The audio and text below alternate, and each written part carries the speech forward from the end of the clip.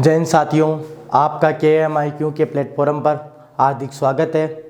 मैं कार्तिक शर्मा अब आपके साथ। तो साथियों, हमने अब तक संविधान के भाग 3 तक के भागों का अध्ययन कर लिया है। आज हम चौथे भाग में पहुंच चुके हैं, जहां पर अनुच्छेद हम 36 से 51 तक बढ़ेंगे। साथियों, मैंने जब भाग 4 में 36 से 51 तक की बात की है, तो आप सोच रहे होंगे कि हमने अनुच्छेद 32 तक ही पढ़े अभी तक।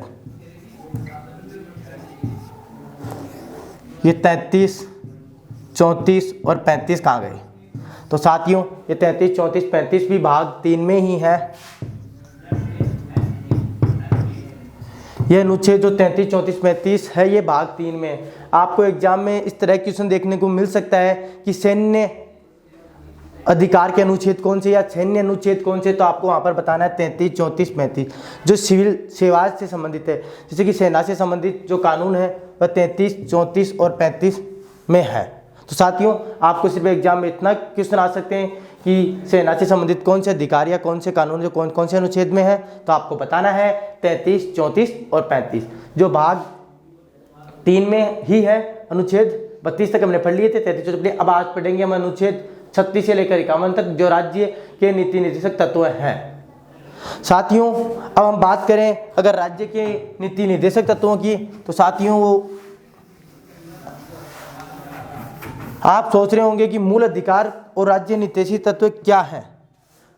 अब कुछ जिस समथिंग वैसा ही है जैसे हमने मूल अधिकार पढ़े थे साथियों, वैसे ही कुछ अधिकार इनमें भी दिए गए हैं। राज्य के जो नीति निर्देशक तत्व हैं उनमें भी वही से ही अधिकार दिए गए, परंतु साथियों इनमें सिर्फ अंतर है, तो एक इतना सा अंतर है कि उन्हें हम न्यायालय में जाकर कानून मांग सकते हैं। मतलब कि हम न्यायालय में अगर हमें वहां पर जो हमारे मूल अधिकार था,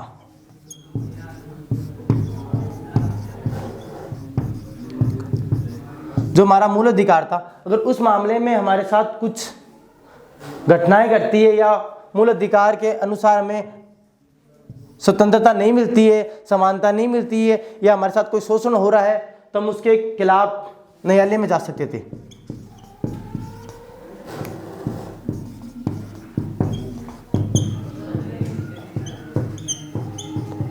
परंतु हम इस मामले को देखा जाए तो हम ये मामला राज्य नीति निर्देशक तत्वों में नहीं है। अगर इसमें हमारे साथ ये डिपेंड करेगा न्यायालय पे। अगर न्यायालय चाहे तो ये अधिकार हमारे पास होगा, अगर न्यायालय नहीं चाहे तो ये अधिकार हमारे पास नहीं होगा। सॉरी, न्यायालय पे डिपेंड नहीं करेगा, ये डिपेंड करेगा सरकार पे। मूल अधिकार न्यायालय पे डिपेंड करेगा और वो सरकार पे। अब हम बात करते हैं राज्य नीति निर्देशक तत्वों की साथियों। तो जो भारत में राज्य नीति निर्देशक तत्व जो प्रारंभ में लागू किए गए थे साथियों, वह लिए गए थे आयरलैंड देश से।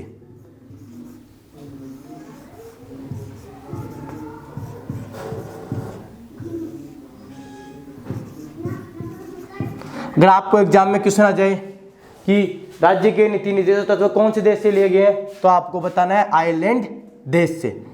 इसी प्रकार साथियों, हमने अगर मैं आपसे क्वेश्चन पूछूं मूल अधिकार कौन से देश के संविधान से लिया गया था, जो हमने पढ़ा था, तो वो आपको जो आप सोच रहे हो वो बिल्कुल सही है। वो हम लिए थे अमेरिका से, जो मैंने आपको बताया था। इसी प्रकार अगर मैं भाग 2 में चलते हैं, हम नागरिकता कौन से देश से ली गई थी, मैंने बताया था आपको, ब्रिटेन देश से। इसी प्रकार आज बात करते हैं हम राज्य ये लिए गए आयरलैंड से। साथियों, ऐसे क्वेश्चन बहुत ज़्यादा एग्जाम में बनते हैं कि जो हमारे अधिकार है या नीति तत्व है, कुछ भी है, ये कहाँ से ली गई। प्रस्तावना बताई थी मैंने, प्रस्तावना में कुछ चीज़ें बताई थी आपको, कौन कौन से देश से ली गई प्रस्तावना, कौन से देश से ली गई, उसमें कौन सा शब्द कहाँ से लिया गया, कौन सा शब्द कब जोड़ा गया। ऐसी चीज़ें बहुत ज़्यादा एग्जाम में पूछ जाती है। ये शब्द बहुत ज़्यादा बच्चों को कन्फ्यूजन में रखता है और इस कन्फ्यूजन का एग्जामिनर काफ़ी ज़्यादा फायदा उठाता है साथियों। तो आपको याद रखना है कि राज्य के नीति निर्देशक तत्व आयरलैंड से लिए गए। अब हम एक बात बताऊं साथियों, अब आप सोच रहे होंगे इन राज्य नीति तत्वों को न्यायालय में के अकॉर्डिंग क्यों नहीं रखा गया, अर्थात न्यायालय के अकॉर्डिंग न्याय क्यों नहीं दिया गया। तो साथियों, इसमें हमें देखने को मिलता है कि जब भी हमारा देश का संविधान बना था, तो आपको पता है भारत की अर्थव्यवस्था कैसी थी साथियों। सरकार के पास ना इतना धन था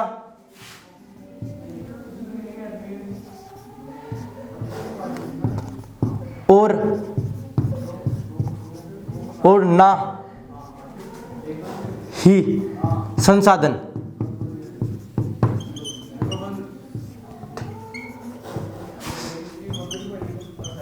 इसलिए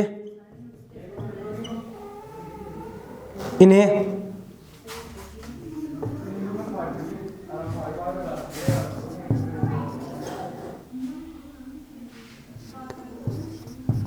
योग्य नहीं रखा गया।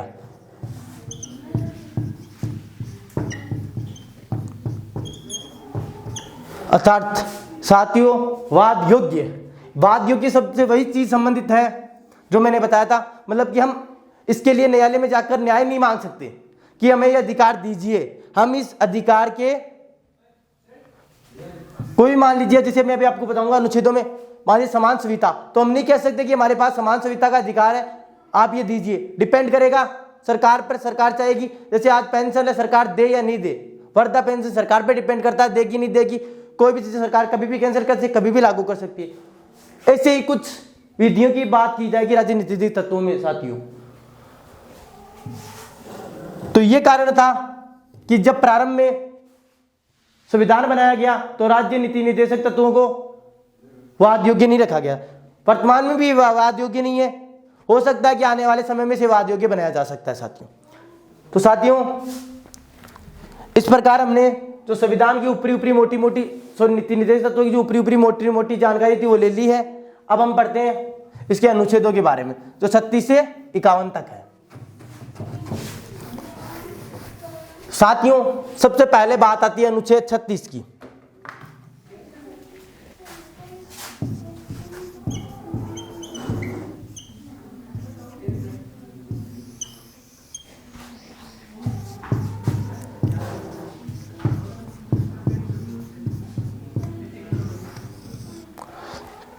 अनुच्छेद 36 में नीति निर्देशक तत्वों की परिभाषाएं बताई गई है।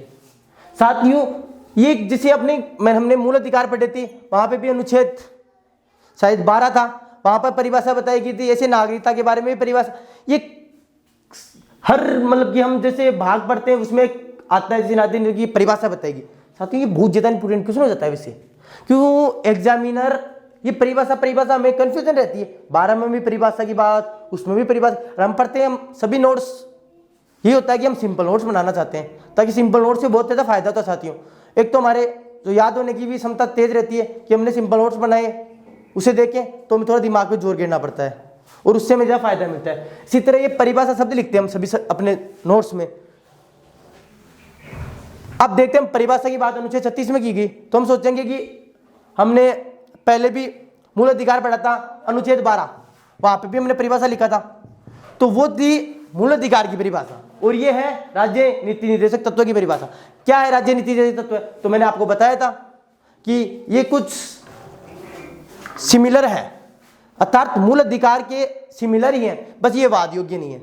हम ये न्यायालय में जाके इसमें न्याय नहीं मांग सकते। इस प्रकार अगर पूछ ले कि राज्य नीति तत्व की परिभाषा के बारे में कौन से अनुच्छेद से में जानकारी मिलती है, तो अनुच्छेद 36 है। अब बात करते हैं अनुच्छेद 37 की। तो साथियों, अनुच्छेद 37 में भी वही बात बताई कि जो मैंने अभी आपको कुछ देर पहले बताई है साथियों। अनुच्छेद 37 में बात की गई है कि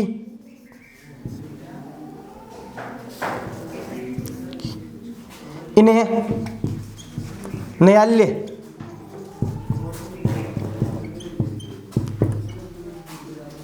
न लागू करता है, अर्थात सरकार लागू करती है। वह यह वाद योग्य नहीं है। ये चीजें मैंने आपको बाहर से डेफिनेशन, ये डेफिनेशन से समझिए दोनों सुविधा ये पढ़ लिया हमने कि ये न्यायालय में लागू नहीं, अर्थात इसे न्यायालय नहीं चलाती, मतलब कि न्यायालय से कोई फर्क नहीं पड़ता न्यायालय को इन अनुच्छेदों से। जो पड़ता है सरकार, जिसे अभी पढ़ेंगे हम सविता का संविधान, समान वेतन का, महिलाओं के साथ कुछ जो अधिकार है पंचायत का, डिपेंड करेगा सरकार पर, सरकार से चाहे या न चाहे। इस तरह हमने अनुच्छेद 36 और 37 पढ़ लिया साथियों। अब हम पढ़ेंगे अनुच्छेद 38। तो अनुच्छेद 38 में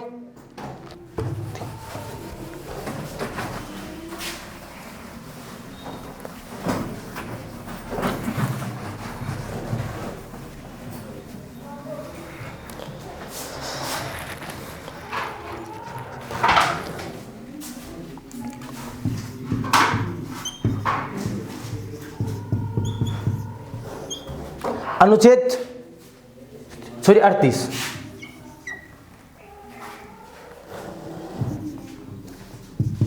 लोक कल्याण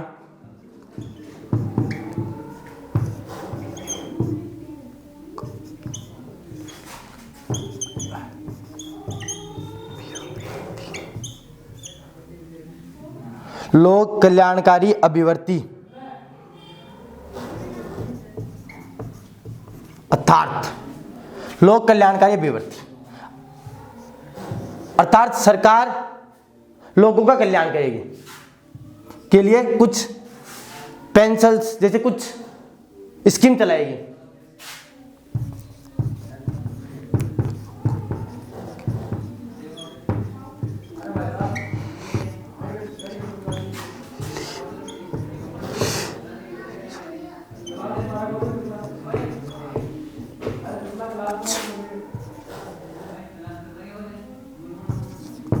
कार्य करेगी।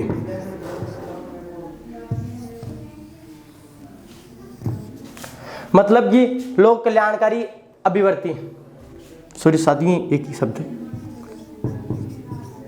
लोक कल्याणकारी अभिवृत्ति अर्थात लोगों के कल्याण के लिए। सोचिए अगर राइटिंग में थोड़ी सी मेरी ऐसी है, अगर समझ में नहीं आ रहा तो आप मेरी जो मैं बोलता हूँ उसके माध्यम से अपने नोट्स बना सकते हो, और मैं कोशिश कर रहा हूँ धीरे धीरे इसमें सुधार करने की। लोक कल्याणकारी अभिवृत्ति अर्थात लोगों के कल्याण के लिए सरकार कार्य करेगी। जैसे कि आज हम बात करते हैं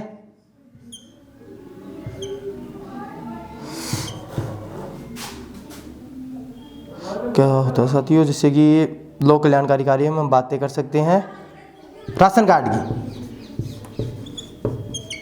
राशन कार्ड हुआ, बामासा हुआ, ऐसी व्यवस्था चलाती है सरकार। आपको पता है कि आज हम राशन कार्ड से साथियों हमें गेहूं मिलते हैं, कई इलाके में चावल मिलते, कई प्रकार की सरकारें इन योजनाओं के माध्यम से हमें चीजें देती है साथियों। तो गेहूं स्कीम देती है जो गरीब लोगों का कल्याण हो सके। ऐसे ही लोगों के कल्याण के लिए जो स्कीमें लागू की जाती है अनुच्छेद 37 के अंदर। अब आपको पता है साथियों लॉकडाउन लगा था, जो प्रति व्यक्ति गेहूं मिलते थे वो 10 किलो कर दे गए थे हमारे राजस्थान में। तो साथियों इसी तरह वो 5 किलो राज्य सरकार, 5 किलो केंद्र सरकार, मतलब कि ये ऐसी है। अब वो हम डिपेंड नहीं, अभी वो उठा भी दिए गए, तो सरकार पे डिपेंड करेगा कि इनके तहत सरकार लागू करे या नहीं करे। हम न्यायालय में नहीं जा सकते कि हमें पहले 10 किलो गेहूं मिलते थे आज क्यों नहीं, वो डिपेंड करेगा सरकार पे, वो दे या नहीं दे। मतलब लोगों के कल्याण के लिए ही जोड़े गए हैं, पर ये जरूरी नहीं करे ही सरकार, ये इस पर सरकार पर डिपेंड नहीं है, जो मैंने बताया था थोड़ी देर पहले साथियों। इस तरह हमने पढ़ लिया अनुच्छेद 38। अब पढ़ेंगे हम अनुच्छेद 39।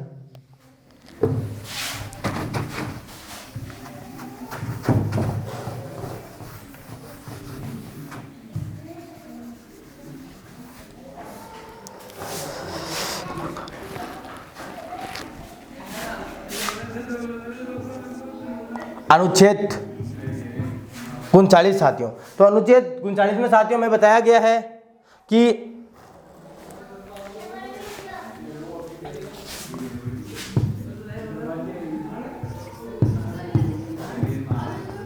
समान कार्य के लिए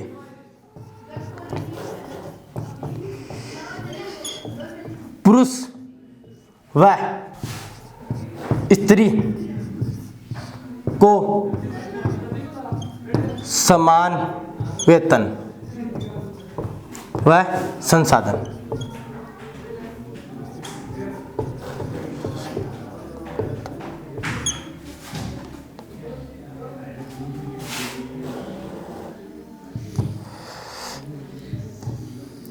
अर्थात कोई ऐसा कार्य है, मान लीजिए साथियों कोई ऐसी कंपनी है, इसमें कोई पोस्ट मान लीजिए, कोई वर्क जो कार्य कर रहे हैं, वहां पर एक महिला कर्मचारी और पुरुष कर्मचारी अगर समान कार्य कर रहे हैं, एक जैसा कार्य करे तो उनका वेतन समान होगा। ऐसा नहीं है कि वो पुरुष है उसका वेतन ज्यादा हो जाए, वह स्त्री उसका कम हो जाए, समान वेतन होगा। और संसाधित जो सुविधाएं पुरुष को दी जा रही है वो सुविधाएं महिला को भी दी जानी चाहिए। साथी ये बात की गई अनुच्छेद 39 के तहत, मतलब कि स्त्री और पुरुष में जो समानताएं हैं बनाए रखे हर क्षेत्र में, उसकी ओर इशारा करता है हमारा अनुच्छेद 39। साथियों अब इसी के साथ पढ़ते हम अनुच्छेद 40।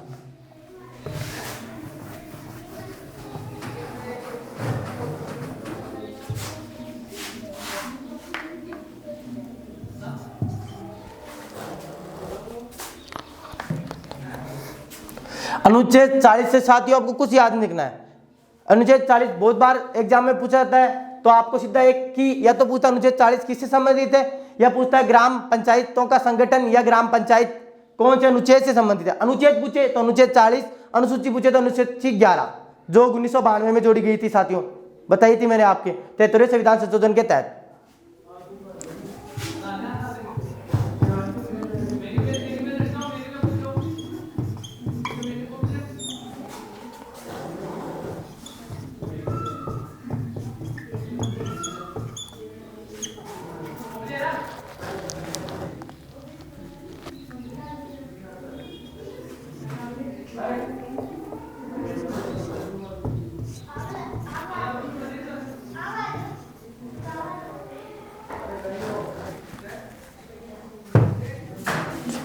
ग्राम पंचायतों के संगठन अर्थात गांव के बारे में जो विकासीय के बारे में या उनकी जो गांव स्तर पर है एक छोटे से स्तर को विकास की ओर ले जाने के लिए अनुच्छेद 40 को जोड़ा गया था। साथियों मतलब कि इसमें यह बताया गया था कि ग्रामीण स्तर पर विकास कैसे किया जाए। जैसे कि हमने बाद में जोड़ा था साथियों अनुच्छेद 11 तो हमें पता है जो 73वें संविधान संशोधन 1992 में, पर उससे पहले गांव स्तर पर विकास की व्यवस्था देखी जाए तो हमें अनुच्छेद 40 से मिलती थी। साथियों बहुत बार एग्जाम में पूछा था, बहुत इंपॉर्टेंट अनुच्छेद है, आपको कुछ याद नहीं रखना, एक लाइनर चीज याद रखनी है कि अनुच्छेद 40 ग्राम पंचायत, अनुच्छेद 40 ग्राम पंचायत। साथियों इतना सा याद रखना है। अब हम पढ़ते हैं अनुच्छेद 41।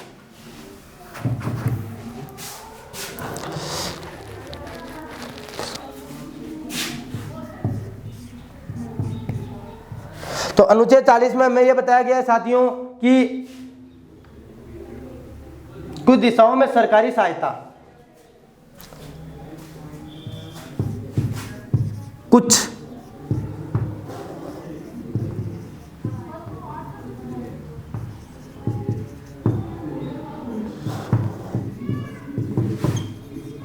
में सरकारी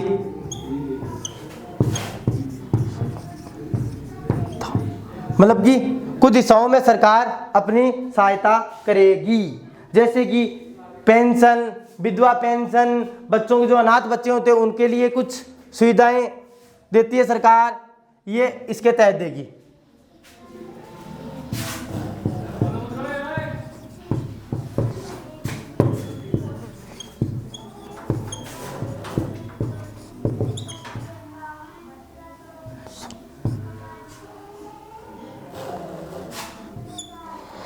विधवा पेंशन, पेंशन, वृद्धा पेंशन, जैसे कि आपको पता है ये ऐसी स्कीमें जिसे सरकार लोगों को कुछ राहत देती है।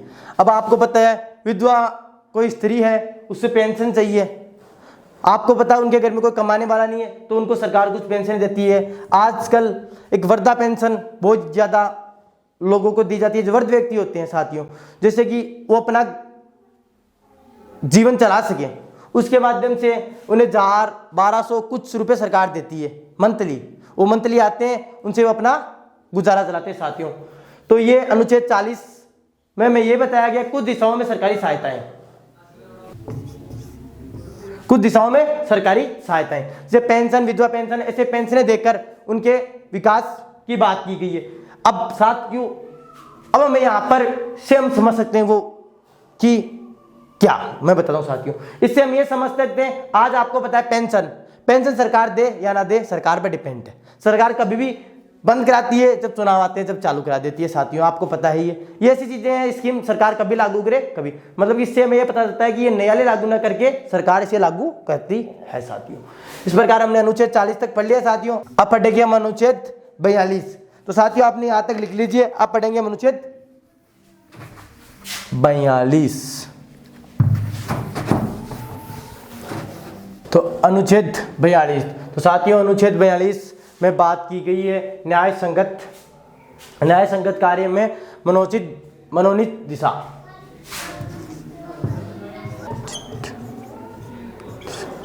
साथियों आप सोच रहे हो कि न्याय संगत कार्य में मनोचित दिशा किस प्रकार कि ये कुछ शब्द आते हैं साथियों जो हमें समझ में नहीं आता, अपन उदाहरण से देखें तो समझ आते हैं। जैसे कि गर्भवती महिला होती है, तो साथियों जैसे कि मैं आपको बता रहा था कि गर्भवती महिला से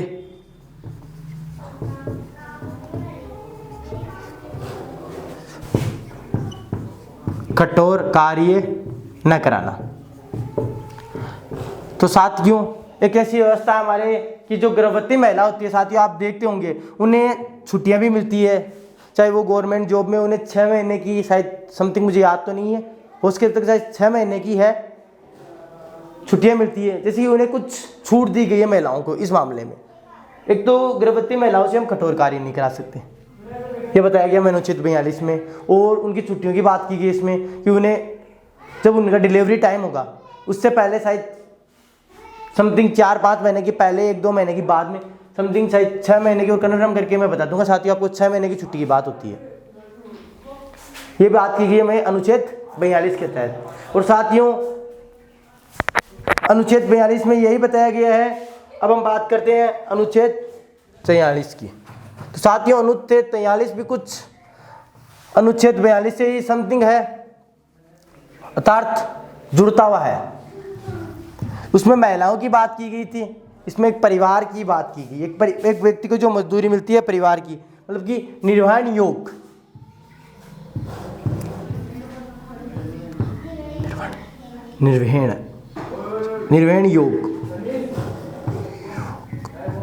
निर्वहन योग दशा मजदूरी ऐसी, सॉरी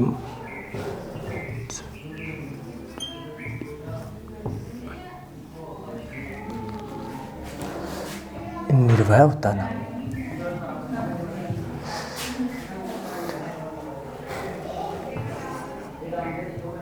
सॉरी निर्भय योग मजदूरी। इसमें ये बात की गई साथियों, और कोई व्यक्ति है जो कार्य कर रहा है अपने परिवार के, तो उसे इतना वेतन देना अनिवार्य है उस कार्य के लिए कि वह अपने परिवार को चला सके। जैसे कि मान लीजिए आज एक मजदूर है साथियों, तो आपको पता है उस टाइम उसे 400-500 रुपये मिलते हैं, तो वह उससे अपने परिवार को चला सकता है। यही इसमें बताया गया है कि अनुच्छेद 43 में कि सरकार ऐसे नियम ला सकती है कि उस व्यक्ति को इतने वेतन दिया जाना चाहिए ताकि उससे वह अपना परिवार का घर खर्चा चलाया जा सके।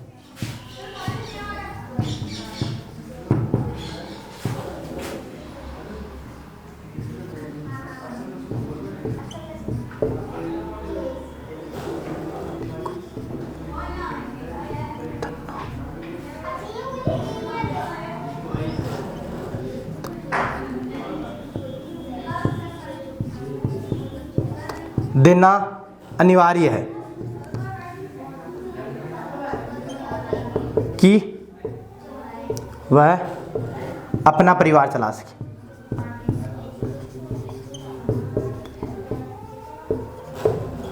सके। तो साथियों अनुच्छेद 43 में यह बात की गई है निर्वहन योग मजदूरी, अर्थात किसी भी व्यक्ति को इतना वेतन देना है कि वह अपना परिवार। साथियों मैं आपको एक चीज और बता देता हूं, जो मैंने अभी ये बताया था, इससे पहले एक क्वेश्चन बताया, अनुच्छेद 42 बताया था, उसमें भी हमने बात की थी न्याय संगत कार्य मनोनीति। तो साथियों एग्जाम में ऐसे भी क्वेश्चन पूछ सकते हैं जैसे कि वो निर्वहन योग मजदूरी कौन से अनुच्छेद से संबंधित है, तो आप बताओगे अनुच्छेद 43। वहां पर ऐसे भी पूछ सकता है कि किसी व्यक्ति को इतना वेतन देना है कि वह अपने परिवार को चला सके, ऐसी व्यवस्था की कौन से अनुच्छेद में बात की गई, तो अनुच्छेद 43। आपको दोनों तरीके से याद रखना है। अब हम पढ़ते हैं अनुच्छेद 44। अनुच्छेद 44 की बात करें तो साथियों इन अनुच्छेदों में एक अनुच्छेद 40 जो एग्जाम में बार बार पूछा जाता है, उसके बाद में आता है अनुच्छेद 44 समान संहिता।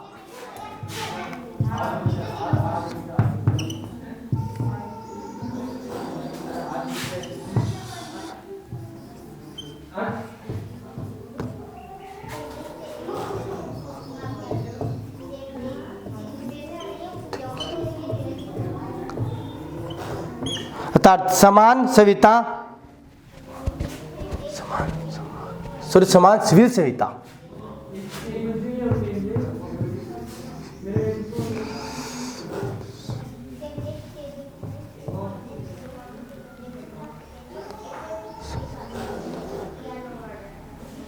समान सिविल संहिता की बात की है। अब साथियों आप सोच रहे हो कि ये समान सिविल संहिता क्या है?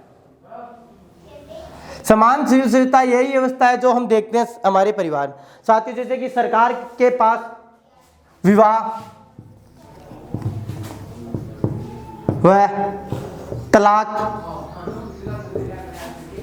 की एक ही विधि होगी।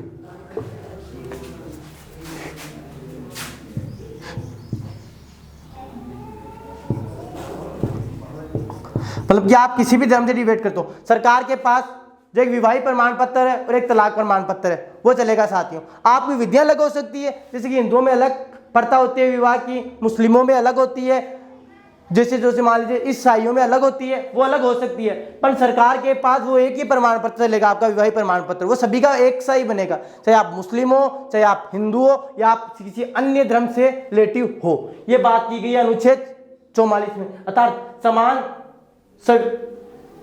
समान सिविल संहिता के तहत। अर्थात आपको एग्जाम में से भी पूछ सकता है समान सिविल संहिता की बात कौन से अनुच्छेद में की गई है, तो अनुच्छेद 44 में। और इसमें क्या है समान संहिता, मतलब कि विवाह एवं तलाक की एक ही विधि होगी। तो विधि तो हो गई, एक ही तरीका होगा, तरीका या एक ही पत्र होगा, एक ही पत्र होगा।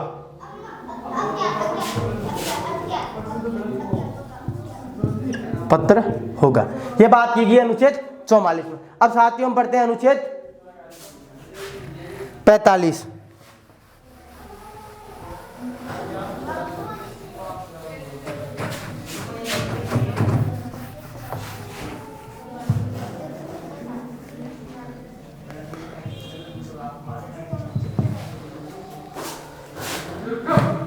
अनुच्छेद 45 में यह बताया गया है साथियों, जो 6 वर्ष से कम उम्र के बच्चे हैं,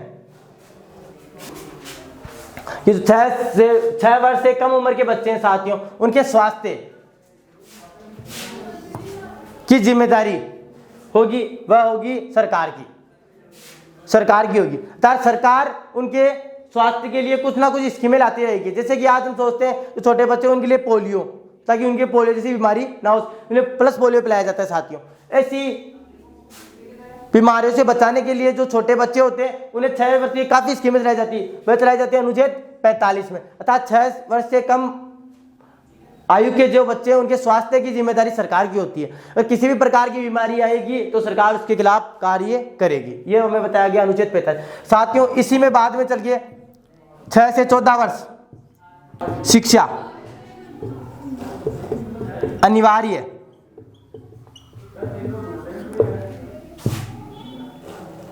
लागू कर दिया गया था। यह किया गया था, हमें बताया था मैंने साथियों आपको 82वें संविधान संशोधन 86वें तो हमने अलग किया था साथियों, हमने यहाँ पे 86वें संविधान संशोधन की बात की गई है। इस प्रकार हमने ये पढ़ लिया है साथियों। आपको मैंने बताया था ये 6 से 14 वर्ष के बच्चों की ये चीजें हमने 2-3 बार देख ली साथियों। ये चीज 86वें संविधान संशोधन हमने 21 कै में भी देखी थी, और ये यहाँ पर भी बात की गई। ये साथियों दोनों जगह जोड़ा गया है, और एक जगह और जोड़ा गया है, वो अभी आपको बताऊंगा जब हम 51 कै की बात करें, मूल कर्तव्य की बात करेंगे साथियों। तो अभी हम बात कर रहे हैं नीति निर्देश तत्व की, उसमें अनुच्छेद 45 तक हमने पढ़ लिया है। अब हम पढ़ेंगे अनुच्छेद 46।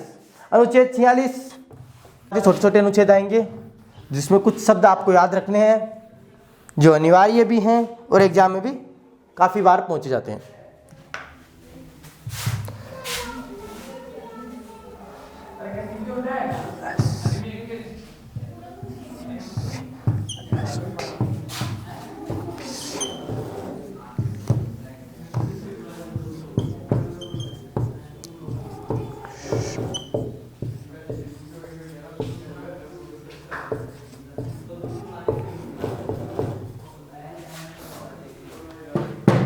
SC/ST OBC के आरक्षण की बात की है साथियों।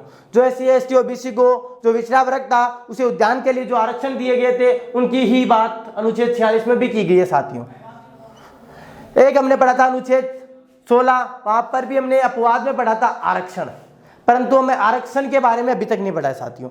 एक हमने अनुसूची में भी पढ़ा था, अनुच्छेद में नहीं पढ़ा। अनुच्छेद में अगर आरक्षण की बात आए तो हमें बताना अनुच्छेद 46, और अनुसूचियों में बात आए तो हमने पढ़ी थी अनुसूची 5, याद रखना साथियों। अब हम पढ़ते हैं अनुच्छेद 47।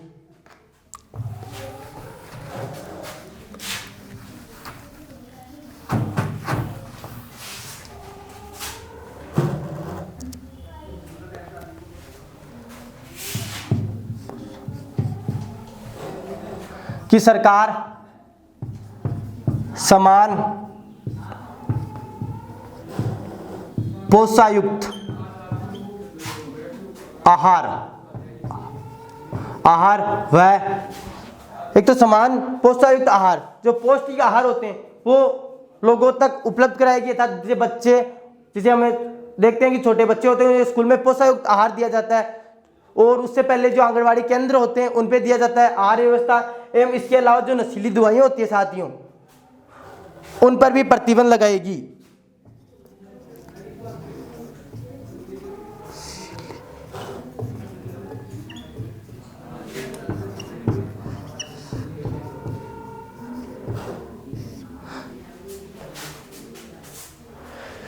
समान पोषायुक्त आहार व नशीली दवाइयों व शराब पर प्रतिबंध। अब देख रहे होंगे साथियों कई राज्यों में कई बार इन शराब एवं नशीली दवाएं धूम्रपान पर प्रतिबंध लगा दिया जाता है, परंतु कई बार कई जगह नहीं लगाया जाता। ये डिपेंड करता है सरकार पर। जो मैंने बताया था आपको, राज्य नीति निर्देशक तत्व है वो डिपेंड करेगा सरकार से लागू करे या नहीं करे।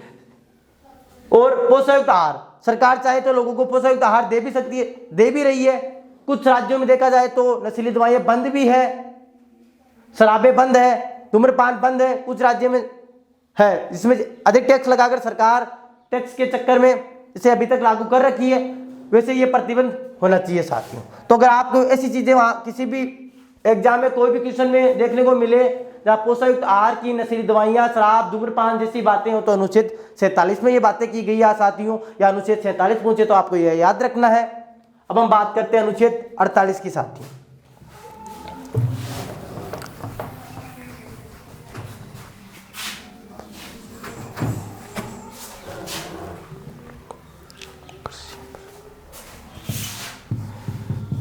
इसमें साथियों कृषि व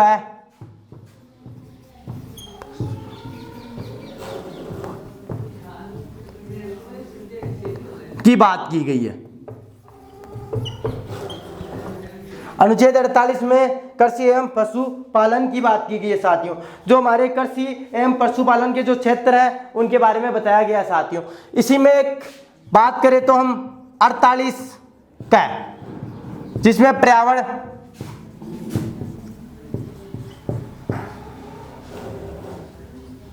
में वन्य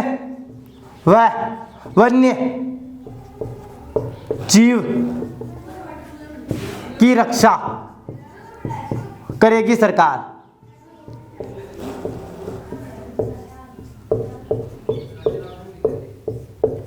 ऐसी व्यवस्था हमने जोड़ी थी साथियों 42वें संविधान संशोधन में। और 42वें संविधान संशोधन कब किया गया था साथियों? तो 1976 में। 42वें संविधान संशोधन 1976 में जो किया गया था उसमें हमने 48 का जोड़ा था। उसमें था कि पर्यावरण के लिए हम वन को समझ सकते हैं साथियों, और वन्य जीव की रक्षा। जो वन में जीव होते हैं जैसे कि आपको पता है जीव जो पक्षी, उसमें जो पक्षी सभी आ जाते हैं साथियों, उन सभी की रक्षा करेगी सरकार। उसके लिए कुछ ना कुछ कानून लाती रहेगी। रक्षा से नहीं कि सरकार जाके बैठ जाएगी कि आइए नहीं हम नहीं मारने देंगे, वो नहीं, कुछ ऐसी स्कीम लगा देगी कि आप जैसे आपको पता आज हिरन मारोगे तो आपको सजा मिलेगी। सलमान खान से पूछ लीजिए किस प्रकार सजाएं मिलती है। कितने इन्हीं नियमों के कारण उन्हें अभी तक कोर्ट के चक्कर काटने लगातार पड़ रहे हैं साथियों। क्योंकि उनकी रक्षा, वन्य जीव की रक्षा की जाने। इसी संशोधन के तहत 42वें सिद्धांत संशोधन 1976 के तहत आज हम वन्य जीव को नहीं मार सकते साथियों। ऐसे ही हम पर्यावरण वन, जैसे आज आपको पता है हमारे पेड़ को नहीं काट सकते साथियों, ये कानूनी अपराध है। जब तक पेड़ हरा उसे नहीं काट सकते। ऐसी व्यवस्था हमने अनुच्छेद 48 में पढ़ी है। अनुच्छेद 48 मुख्य रूप से कृषि एवं पशुपालन की बातें बताई गई हमें। अब हम बात करते हैं अनुच्छेद 39 की साथियों। राष्ट्रीय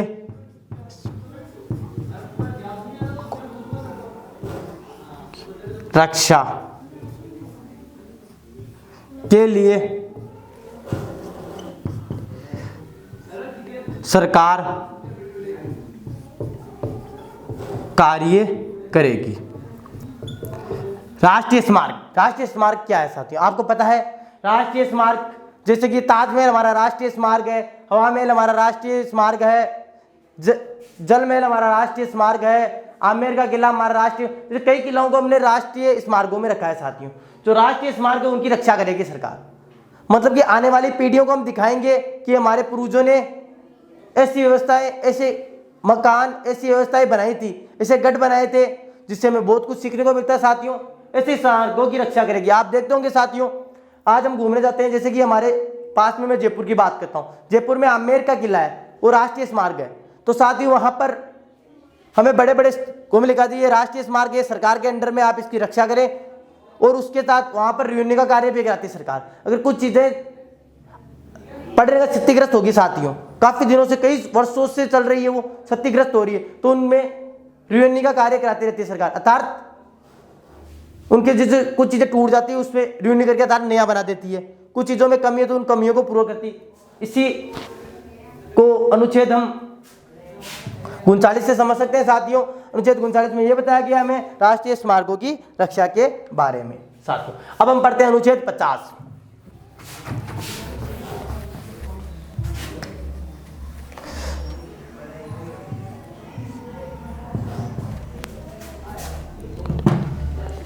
अनुच्छेद 50 में बताया गया है कि कार्यपालिका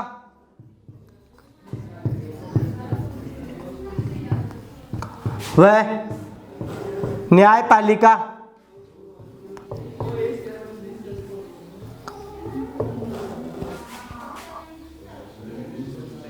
अलग रहेगी।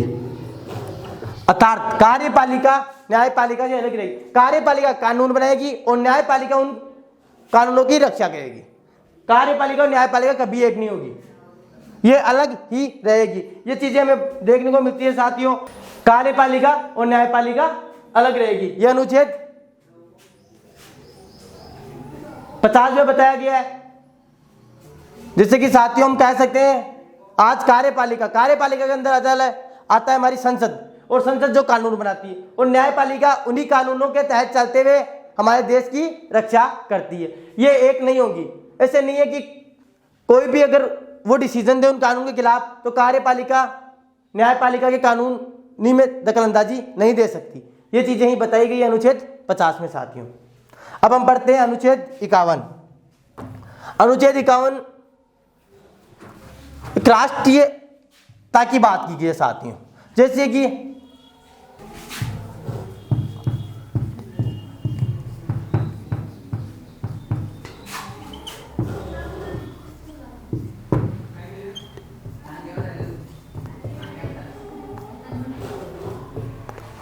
अंतर्राष्ट्रीय शांति को बढ़ावा देना, अर्थात अगर कोई अंतर्राष्ट्रीय से विश्व स्तर पर शांति को बढ़ावा देना, जैसे कई देशों के बीच में लड़ाई हो जाए, जैसे भारत पाकिस्तान पे, तो साथियों उसे हमें मिल बैठ कर सुलझाटा कर लेना चाहिए। यह अनुच्छेद 51 के तहत हमें बताया गया है। और ऐसी व्यवस्था को हमें बढ़ावा देना चाहिए, और कहीं पर भी अगर कोई दो देशों के बीच में युद्ध हो रहा है तो उसके हमें उसे मध्यस्थता से उसे सुलझाटा करना चाहिए। अगर वहां पर लड़ाइयाँ होगी तो जनहानि होगी, और उस जनहानि के अलावा और भी कई प्रकार की हानियां होगी। जैसे कि आज हम वर्तमान में देख रहे हैं रूस और यूक्रेन के मध्य युद्ध चल रहा है साथियों। अब आपको पता है वह कई दिनों से युद्ध चल रहा है, कई लोग मारे गए, कई लोग अपने घरों से छीने गया, कितनी अर्थव्यवस्था दोनों देशों की खराब हो रही है। तो यही बताया गया है कि जो अंतर्राष्ट्रीय स्तर पर शांति को बढ़ावा दें, सभी अर्थात सभी देश अपने अपने कार्य में रहें, एक दूसरे लड़ने में बिजी ना रहें, यही बताया गया अनुच्छेद 51 में साथियों। इसके तहत हमने जो राज्य नीति निर्देश तत्व है वो सभी पढ़ लिए साथियों। तो साथियों अब हम मिलेंगे अगली क्लास में। जय हिंद साथियों।